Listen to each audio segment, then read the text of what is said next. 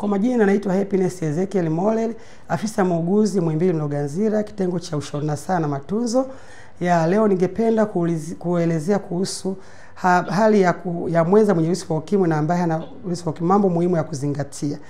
Mambo muhimu ya kuzingatia kwa mtu mwenye virusi vya ukimwi na mwenza ambaye hana virusi vya ukimwi wanaishi pamoja. La kwanza ni mwenye virusi vya ukimwi aliyegundulika kumeza dawa kwa ufanisi mkubwa sana. Lengo ni kufubaza ule wingi wa virusi upungue, iwe changamoto ya kumambukiza mwenzi wake inapungua kwa kiasi kikubwa sana. Kingine ni matumizi sahihi ya kondom kwa wakati virusi vinapokuwa viko vingi kwenye damu.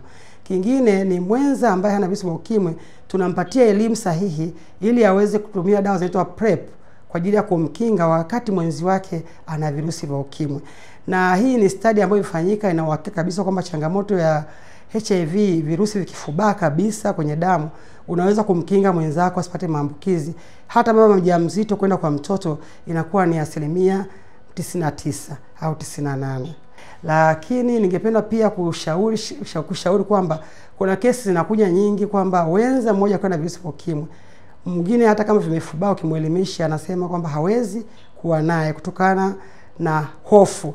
Lakini nawatoa hofu sasa kwamba dawa za virusi vya ukimwi vinasaidia kufubaza, na vikifubaa vizuri huwezi kumambukiza mwenzako kwa 98%. Lakini zaidi ya yote, ukiambiwa umepata virusi vya ukimwi vimepungua kwenye damu, usiache dawa zako. Na huyo mwenza mwenye virusi vya ukimwi ndio mlinzi wa mwenzake, kumeza dawa kwa ufanisi 100%.